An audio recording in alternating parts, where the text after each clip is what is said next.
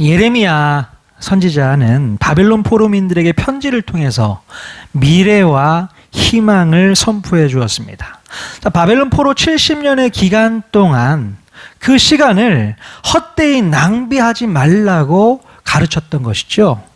포로로 끌려온 다른 어떤 민족들보다도 월등한 민족으로 거듭나기를 원한다면 고향으로 빨리 돌아올 생각하지 말고 그곳에서 하나님을 만나는 훈련을 해야 한다는 것입니다. 또한 하나님께서는 그들이 부르짖고 전심으로 찾고 찾으면 만나 주시겠다고 약속까지 해 주셨어요.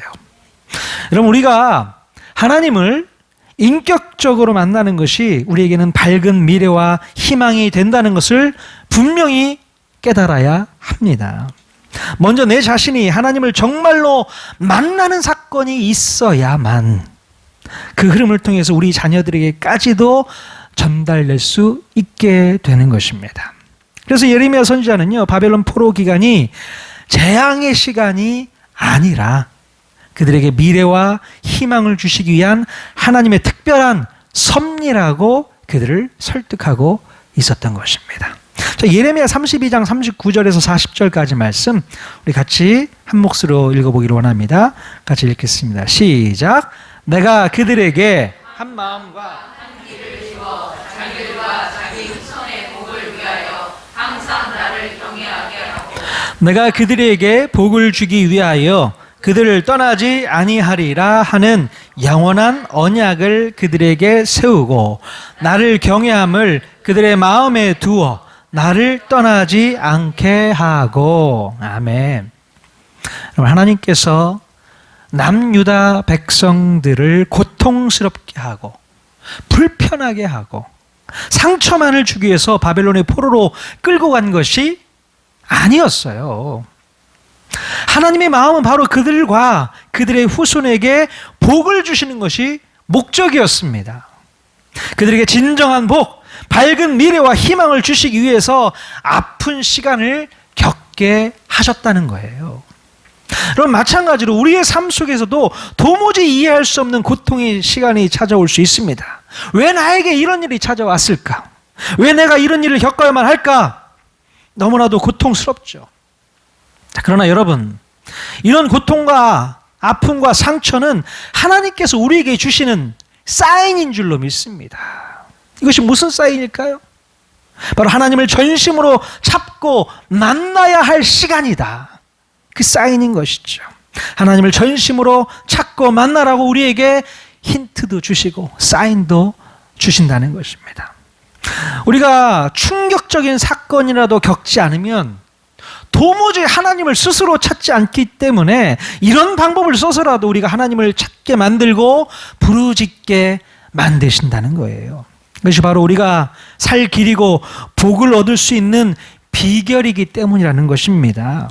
그러니까 아프다, 고통스럽다, 괴롭다고만 반응하지 말고 하나님께 부르짖을 수 있도록 유도하신 그분의 마음을 우리가 분명히 파악할 수 있어야 되겠습니다. 여러분, 우리가 이 땅에 살면서 어떤 큰 일을 당해보지 못한 분들은 아마도 없을 것입니다. 이 세상에 충격적이고 고통스럽고 괴로운 일을 한 번도 겪어보지 않은 사람이 어디 있겠어요? 왜냐하면 사람들마다 겪게 되는 충격의 체감이 제각각 다르게 느껴지기 때문에 모든 사람들이 다 주관적으로 느끼고 생각할 수밖에 없지 않습니까? 그래서 거의 대부분의 사람들은 자신의 인생 가운데 큰 고난을 당했었다라고 너나 할 것 없이 간증할 수 있게 되는 것입니다. 나는 이 땅을 살아오면서 별일 없었어. 큰일 당해본 적이 한 번도 없어.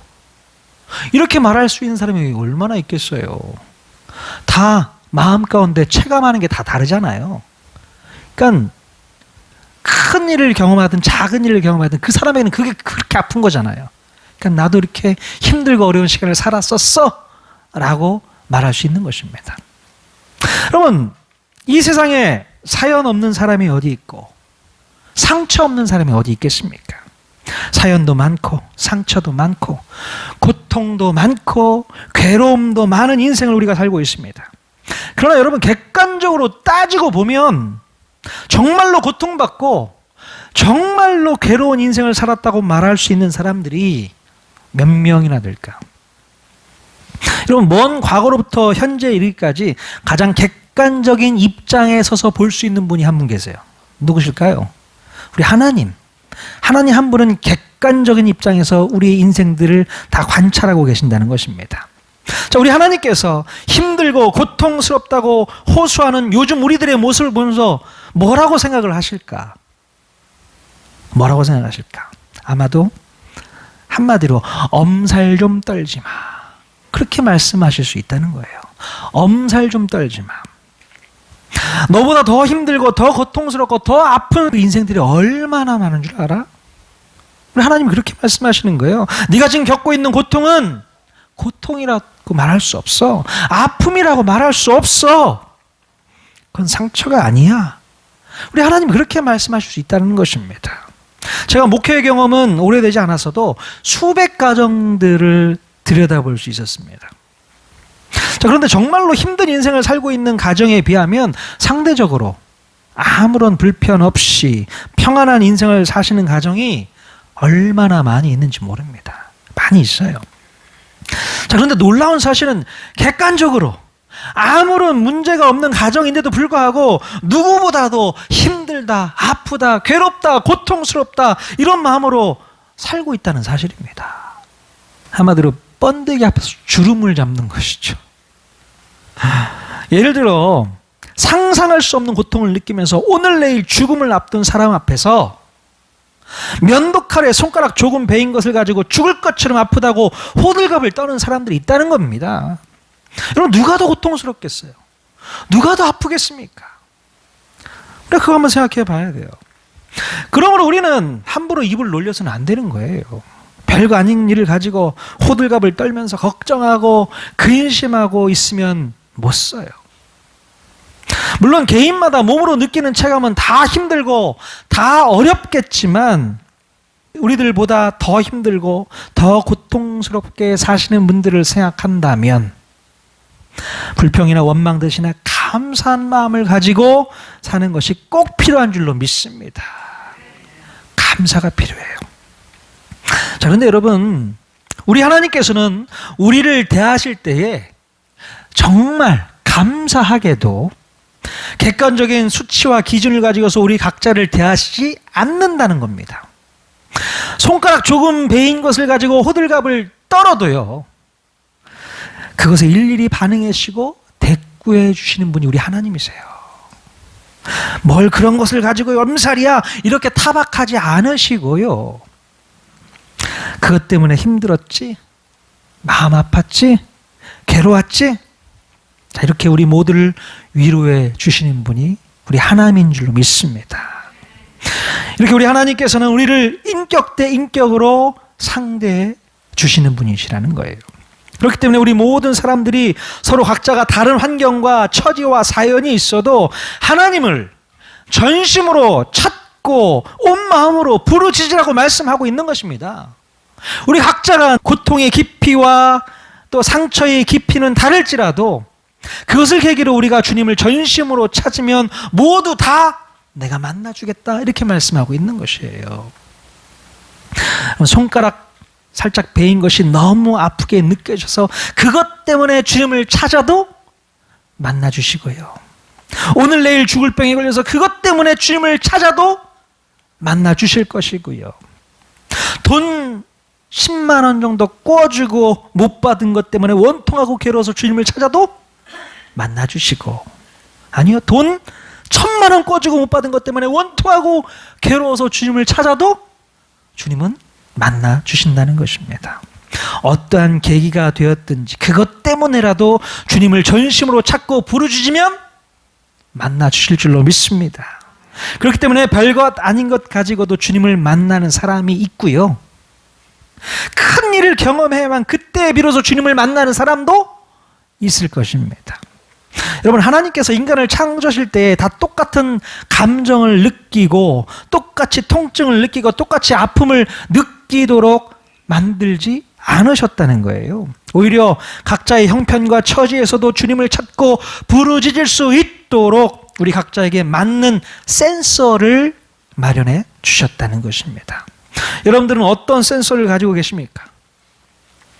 작은 일에도 주님을 찾고 부르짖을 수 있는 그런 예민한 센서를 갖고 계십니까? 아니면 정말 엄청난 일을 겪어야만 그때서야 비로소 두 손 두 발 다 들고 주님을 찾을 수 있는 그런 센서를 가지고 계십니까? 자, 그런데 참으로 아이러니하게도 작은 문제 가지고도요, 걱정, 근심, 염려를 많이 하는 사람들은요, 그 작은 문제 때문에라도 주님을 찾고 부르짖는 그런 경향이 있어요. 그러나 반면에 큰 문제가 있어도 덤덤하게 잘 버티고 이겨낼 수 있는 사람들은 정말 엄청난 일을 겪어야만 그때 주님을 부르짖고 찾는 경향이 있습니다. 이렇게 사람들은 하나님을 찾고 부르짖는 지점이 다 달라요. 자, 그래서 우리 하나님께서는 우리들로 하여금 주님을 찾고 만날 수 있도록 하기 위해서 각자에게 맞는 상황과 환경을 겪게 하심으로 주님을 찾게끔 하신다는 것입니다. 자, 그렇다면 여러분이 볼 때에 저는 하나님을 찾고 부르짖는 포인트가 어떨 것 같습니까? 한번 생각해 보십시오. 큰 일을 겪어야만 주님을 찾고 부르짖는 그런 센서를 갖고 있을까요? 아니면 작은 문제라도 주님을 찾고 부르짖는 센서를 가지고 있을까? 여러분 볼 때 저는 어떨 것 같습니까? 곰곰이 생각해 보면요, 작은 문제라도 주님을 찾고 부르짖는 센서가 장착되어 있는 것 같아요. 저 스스로는 그렇게 느낍니다. 자, 이런 성향을 가진 사람들의 특징이 어떻다고 말씀드렸죠? 작은 거 가지고도 걱정할 수 있고 근심할 수 있고 그런 특징이 있다라는 거죠. 자, 여러분들은 어떤 센서를 가지고 계십니까? 예민하게 반응할 수 있는 센서가 있으십니까? 아니면 어떤 큰일이 와도 나는 담담하게 그것을 받아들일 수 있어, 그런 센서를 갖고 계십니까? 다 장단점이 있는 것 같습니다. 덤덤하게 받아들이는 사람은 굳이 또 하나님을 찾지 않는다는 거예요. 내가 다 이겨낼 수 있으니까. 그런 걸 바라봤을 때 예민한 감정을 갖고 있는 분들이 더 유리할 수 있겠다 생각도 들어요. 걱정, 근심, 염려, 이것으로 살고 있는 사람들은요, 작은 일이 찾아와도 주님을 찾게 돼 있는다니까요. 오히려 그게 더 복된 것이 아닐까, 이런 또 생각도 해보게 돼요. 자, 이렇게 주님을 전심으로 찾고 부르짖게 되면 결국 주님을 만날 수 있게 된 줄로 믿습니다. 지금까지 경험해 보지 못한 하나님의 놀라운 은혜를 우리는 체험할 수 있게 된 줄로 믿습니다. 그래서 하나님을 처음 만나고 처음 경험한 사람들은 그 첫사랑을 잊을 수가 없어요. 첫 마음은 잊을 수가 없습니다. 여러분들에게도 우리 하나님을 인격 대 인격으로 만나는 첫 경험이 분명히 있어야 될 줄로 믿습니다. 첫 만남, 첫 느낌, 첫 경험, 신앙생활할 때도 분명히 있어야 되는 것이죠. 그래서 말로만 들어왔고 지식으로 배워왔던 하나님을 비로소 몸으로 체험하고 마음으로 믿을 수 있게 되는 것입니다. 자, 그런데 이렇게 하나님과의 첫 만남을 뜨겁게 경험하고 나서는 늘 거기에서 멈춰버리는 분들이 계세요. 거기서 멈춰버립니다. 더 이상 하나님과의 관계에 있어서 진전이 없는 거예요. 진전이. 가끔씩 자신의 일에 어떤 문제가 발생했을 경우에는 또다시 주님을 찾고 부르짖는 모드로 바뀌기도 하지만 그때뿐입니다. 그때뿐이에요. 큰 문제가 지나고 나면 또다시 주님을 애타게 찾는 모드가 꺼져버려요. 왜 그러는 겁니까 도대체? 여러분, 내가 힘들고 어려울 때 내 문제를 해결받기 위한 목적으로만 주님을 불러내서는 안 되는 거예요. 그 정도 수준에서만 하나님을 찾게 된다면 우리는 다른 타 종교인들과 다를 게 없어요. 인격적인 관계를 목적으로 신앙생활을 하는 게 아니라 내 개인적인 목적을 달성하기 위해서 하나님이라는 지니를 불러들이는 것과 똑같다는 겁니다. 지니가 뭔지 아시죠? 알라딘의 요술램프. 하나님이 그 정도 수준밖에 안 되시는 분입니까? 내가 힘들고 어렵고 고통스러울 때만 찾고 부르짖는 그런 하나님이 되어서는 안 된다는 거예요. 내가 필요할 때만 주님을 찾고 목 터지게 부르짖는 그런 하나님이 되어서는 안 된다는 것입니다. 하나님과의 관계, 인격적인 만남을 위해서 찾고 부르짖는 그 관계로 나아갈 필요가 있다는 것이지요. 자, 그래서 우리 통하는 교회 성도님들은요, 이제부터 이렇게 반복되는 신앙생활의 패턴은 완전히 끊어주셔야 됩니다. 끊어주셔야 돼요. 나에게 위기가 닥치면 주님을 찾고 그 위기가 끝나면 또다시 주님을 등한시하는 그런 위기 모변의 신앙 패턴을 끊어버려야 한다는 것입니다. 그리고 이제부터는 더 발전된 최신형 센서 모드를 장착해야 되는 거예요. 최신형 센서 모드, 말이 거창한데 이게 뭘까요? 바로 오늘 설교 제목으로 말씀드린 도전하는 믿음이라고 말씀드릴 수 있습니다. 도전하는 믿음. 바로 이 도전하는 믿음을 예수님의 수제자 베드로에게서 오늘 우리가 배울 수 있게 되는 것입니다. 오늘 본문에 보면 예수님께서요, 오병이어의 놀라운 기적을 보여주신 직후에 제자들에게 배를 타고 건너편으로 가 있으라고 당부를 하시고 예수님은 기도를 하시기 위해서 산으로 올라가시게 됩니다. 자, 시간이 지나서 제자들이 탄 배가 상당히 멀리까지 지나왔는데 그때 마침 거친 바람이 불면서 파도가 일게 되고 제자들이 그 파도 때문에 어려움을 당하게 됩니다. 밤 사경이라고 표현하고 있는데요, 새벽 3시부터 6시 사이를 밤 사경이라고 표현합니다. 자, 갈릴리 호수에서 잔뼈가 굵은 제자들이었지만 심한 파도에 기진맥진했던 것 같아요. 자, 그런데 바로 그때에 예수님께서 바다 위를 걸어서 제자들에게 걸어오시는 것이었습니다. 한밤중에 제자들이 그 모습을 보면서 얼마나 놀랐을까요? 무슨 불빛이 있었겠습니까? 캄캄한 가운데 뭔가가 걸어오고 있다는 거예요. 얼마나 놀랄까? 유령이 아닌가? 이런 말도 하면서 소리를 지르고 무서워하며 떨게 됩니다. 자, 그때 예수님께서 제자들에게 뭐라고 말씀하셨습니까? 마태복음 14장 27절에 있는 말씀 한 목소리 읽겠습니다. 시작. 예수께서 즉시 이르시되 안심하라, 나니 두려워하지 말라. 네. 두려움에 떨던 제자들은 예수님께서 두려워하지 말고 안심하라는 말씀을 듣게 되죠. 자, 그런데 그때 예수님의 수제자였던 베드로가 아주 놀라운 제안을 하게 됩니다. 자, 마태복음 14장 28절 뭐라고 제안하는가 같이 한번 읽겠습니다. 시작.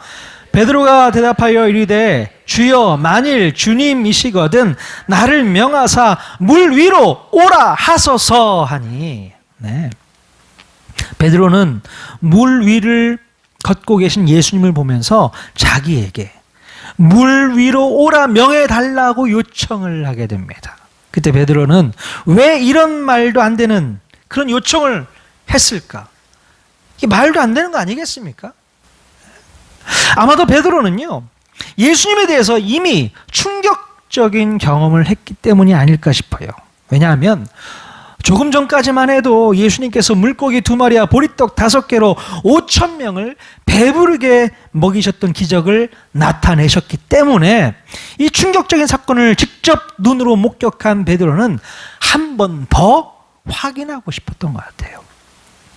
정말 이분이 하나님의 아들이 맞다면 물 위를 걸어오라고 명령하실 수 있겠다고 더 깊게 생각을 했던 것 같습니다. 자, 그런데 과연 예수님께서는요, 베드로에게 물 위를 걸어오라 말씀하시는 것이었습니다. 자, 28절 29절 같이 한번 또 읽겠습니다. 시작.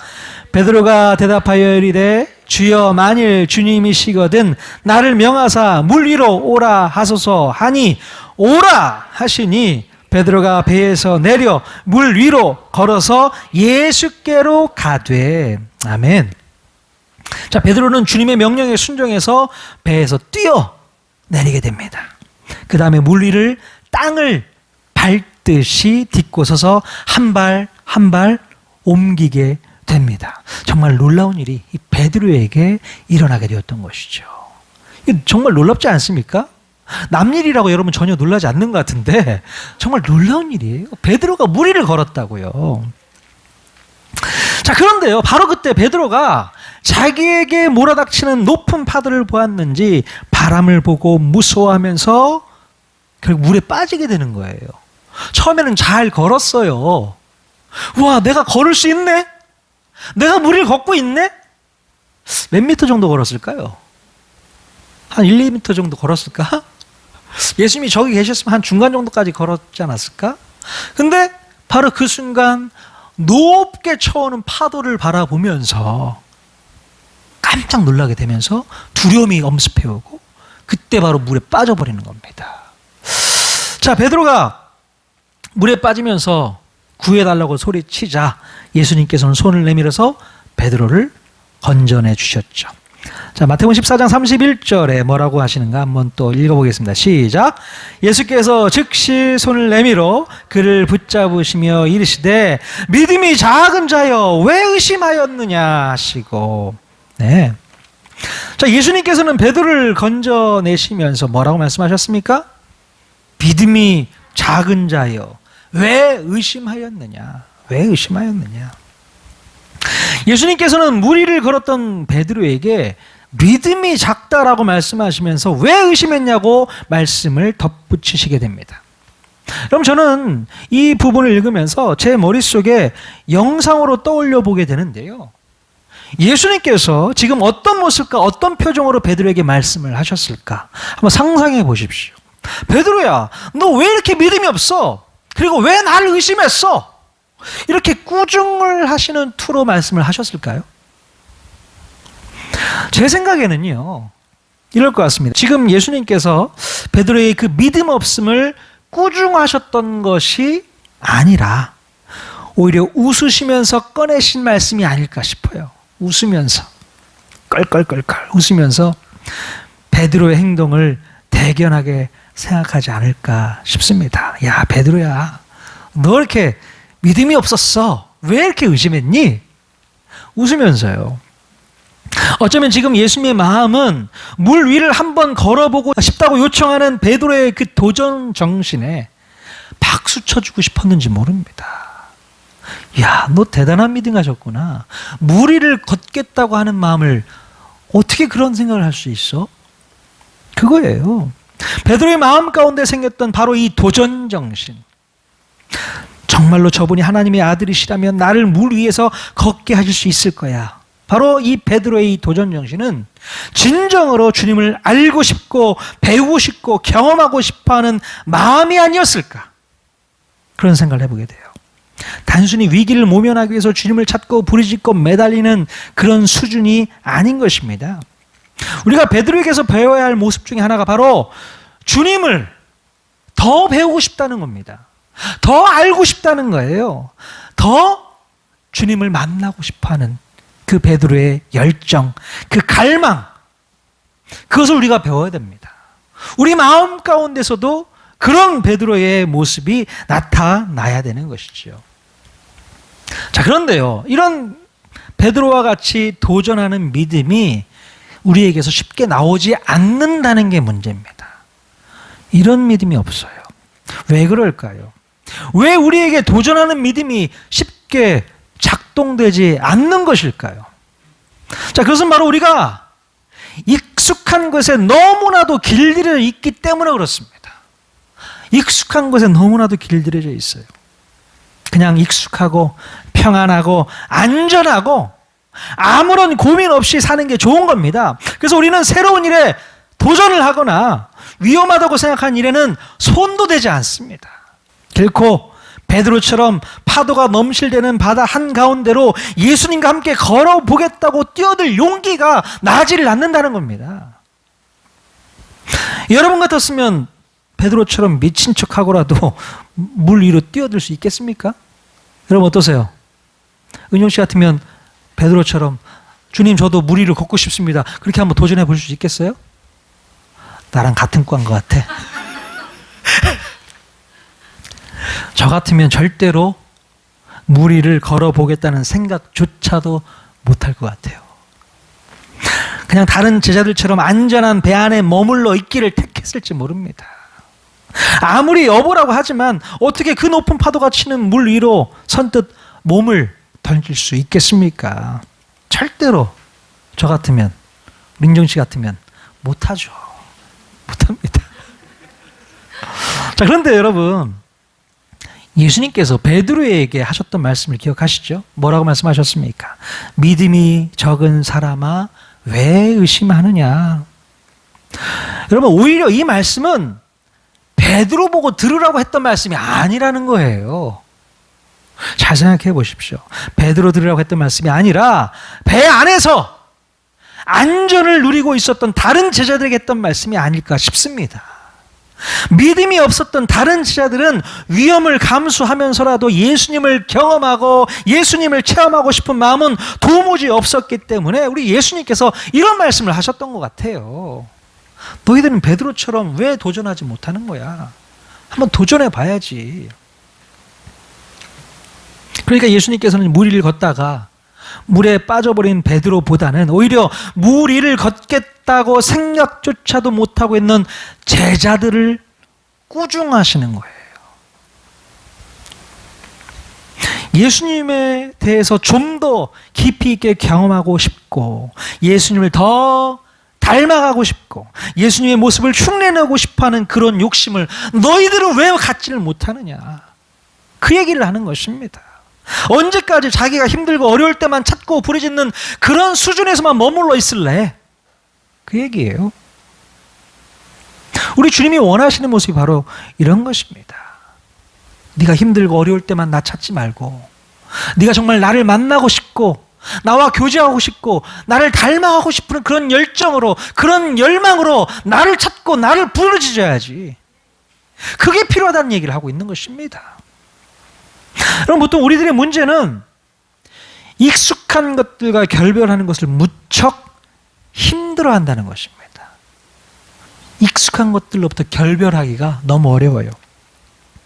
편안하고 안락하고 크게 긴장하지 않고 늘 손에 익은 생활에서 떠나고 싶어하지 않는다는 것입니다. 제일 안전하게 세팅된 그곳을 떠난다는 것은 너무나도 어려운 일인 거예요. 자, 그러나 오늘 우리 주님이 우리 마음에 장착하고 싶어 하시는 최신형 센서 모드는 바로 주님을 알고 주님을 경험하고 주님을 배우기 위해서 도전하는 그런 믿음인 줄로 믿습니다. 제발 이 믿음 좀 가져다오. 이 믿음이 너희들에게 있어야 돼. 여러분, 우리 그리스도인들은요, 안전하게 세팅된 삶의 패턴을 완전히 해체해버리고 주님을 깊이 있게 경험하고 체험하기 위해서 불편과 위험을 무릅쓰고 새롭게 시도하고 도전하는 인생을 살아낼 수 있어야 하는 것입니다. 이게 바로 그리스도인인 거예요. 뭔가 도움을 요청하기 위해서만 주님을 찾고 부르짖는 것이 아니라 주님을 더 깊이 알고 주님을 더 많이 체험하기 위해서 위험한 물 위를 걸으면서라도 찾고 부르짖을 수 있어야 될 줄로 믿습니다. 여러분, 이런 믿음, 이런 도전하는 믿음 여러분 마음 가운데 장착하십시오.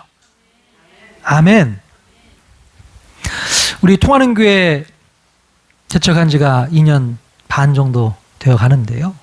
저는 참으로 감사한 게 저와 함께 예전에 있던 교회에서 함께 하다가 저와 함께 개척 멤버로 헌신해 주신 분들을 보면 바로 베드로와 같은 믿음이 있지 않나 생각이 들어요. 어떻게 큰 교회, 아무 걱정 없이 아무런 문제 없이 그런 교회에서 있다가 이 작은 교회에 뛰어들 수 있겠냐는 겁니까? 이건 대단한 믿음 아닙니까? 이게 바로 도전하는 믿음 같아요. 그냥 안주할 수 있어요. 편안하게 생활할 수 있습니다. 신앙생활을 얼마든지 편안하게 할 수 있습니다. 근데 김중량 목사 고생할 거 생각하니까 나도 같이 고생해줘야겠다. 같이 가서 기도해줘야겠다. 같이 함께 해줘야겠다. 이게 보통 믿음입니까? 그럼 이게 보통 믿음이에요? 안주하지 않겠다는 겁니다. 나도 도전하겠다는 것이죠. 그러면서 하나님을 더 깊이 만나고 싶고 더 체험하고 싶고 더 경험하고 싶다라는 거 아니겠습니까?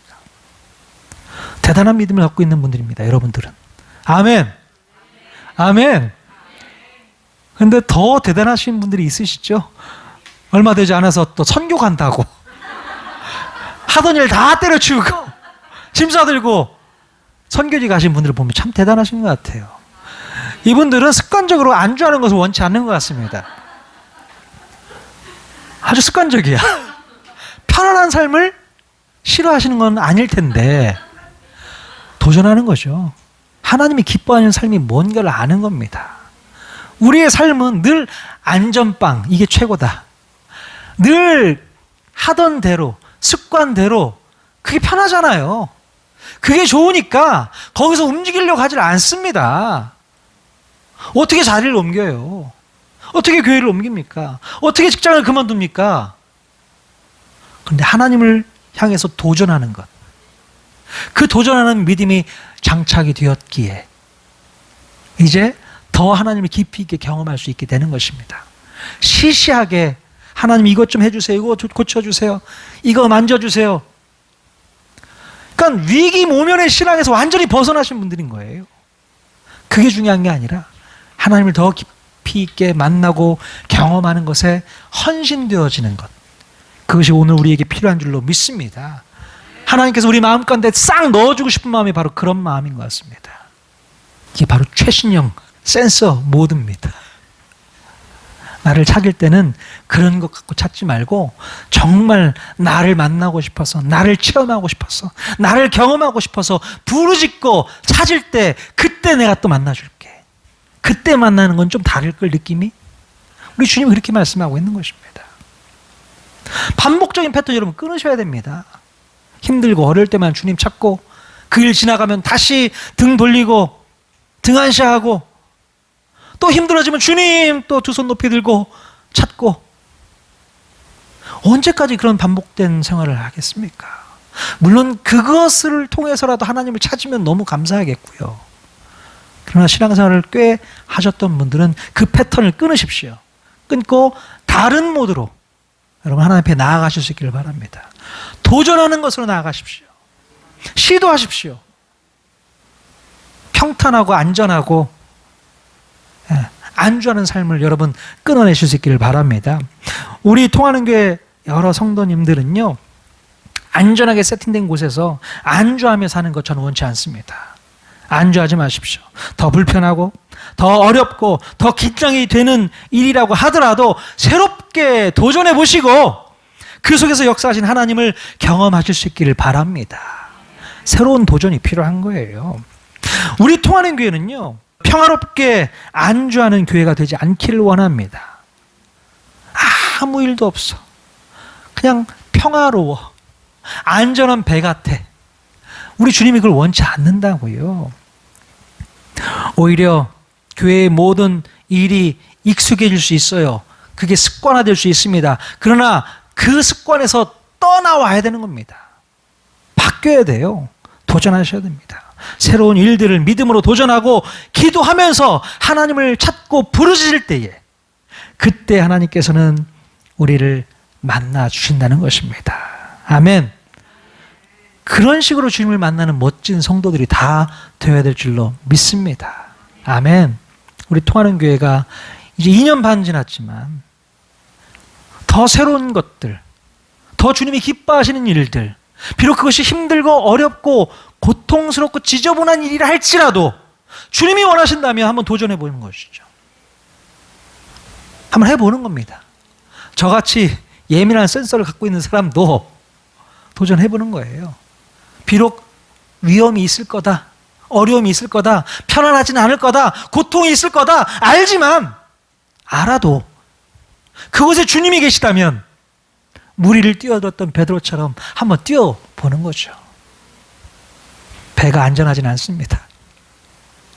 주님이 없는 곳은 안전하지 않습니다. 착각하지 마십시오. 우리는 배가 안전할 거라고 생각하잖아요. 아니요.